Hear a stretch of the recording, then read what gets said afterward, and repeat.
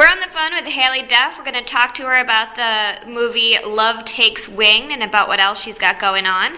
So, tell me about Love Takes Wing. How did you get involved with the project? I actually did a movie with the same production company about a year and a half ago called Backwoods. It was a thriller for Spike TV. And they, I guess, from working with me in that, offered me the part of Annie, and I jumped at the chance to play a role in a period piece movie. I was really excited to do that. Can you tell us a little bit about Love Takes Wing? It's about two pioneer doctors that are some of the first of their kind, I guess, and they're leaving the big city to go to a pioneer town and set up their first clinic and their first practice there. And the first movie actually revolves around a town that gets sick from cholera that we go and try to help. So there's going to be two movies. What's the other? Is it both Love Takes Wing, or do they have different titles? No, the first one is called Love Finds a Home. First one is Love Takes Wing. The second one is Love Finds a Home. The second one actually picks up 5 years later. What is your character Annie like, and what did you enjoy the most about playing her? Well, what I loved about Annie is that she was sort of the optimistic dreamer out of the two of Annie and Belinda. Belinda's sort of the voice of reason and very logical and practical, you know, in her choices and things like that. And both of them are very smart, and I loved that. And but I liked Annie because I felt like Belinda would be struggling, and Annie would sort of swoop in and help her. Now, Annie and Belinda are best friends. Did you feel a natural chemistry with Sarah Jones, or was it a little awkward at first? You know what's funny is we met at the table read in the production office before we started filming, and we instantly got along, and we instantly liked each other. And sometimes, you know, you can like someone, and then once you get to know them, you don't like them as much, or vice versa. And with her, she and I just had such a good time doing these movies together. We spent 4.5 months filming these, and I feel like we will be friends for a very long time. She and I hung out a lot outside of work, and we still talk occasionally, and she's a lovely person, and I loved every second of sweating in Simi Valley wearing corsets and petticoats with her. How much did you know about the book series before the movie? I knew the stories, but I didn't watch the movies only because I was scared of us falling into the same...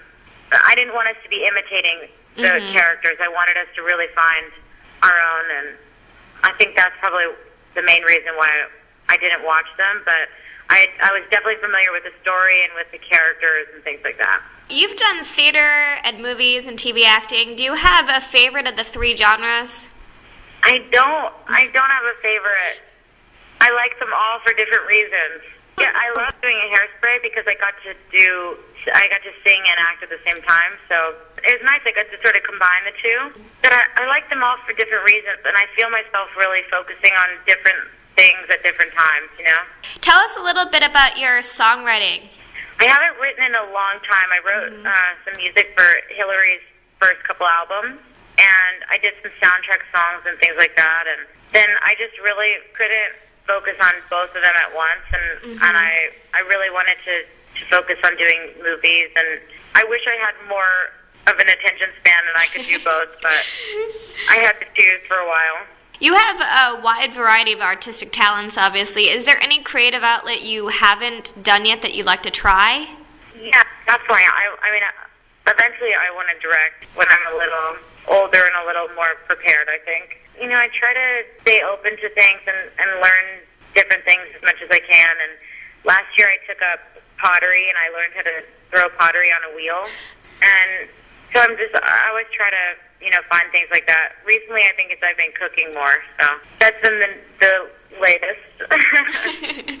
So what other projects do you have coming up, other than Love Takes Wing? I have a thriller called Deep Cove. Then I've got a little independent called Tug that's a comedy. What else? I feel like there's something else that I don't remember. You're doing too much. I did a lot last year, so I don't really know. Now I'm looking for the next thing I want to do, but I did take the beginning of the year and the holidays to just sort of be home. And what was your favorite part of shooting Love Takes Wing? Well, I loved the mentality that I had to be in, you know, like leaving all the modern conveniences at home and really finding the 1800 style body language and voice inflection and things like that. But I think the cast and the crew were probably my favorite. We really had such a great group of people. The whole experience was great. The people were probably my favorite. You know, you said you'd be interested in directing. Do you ever like check in with the director and maybe watch?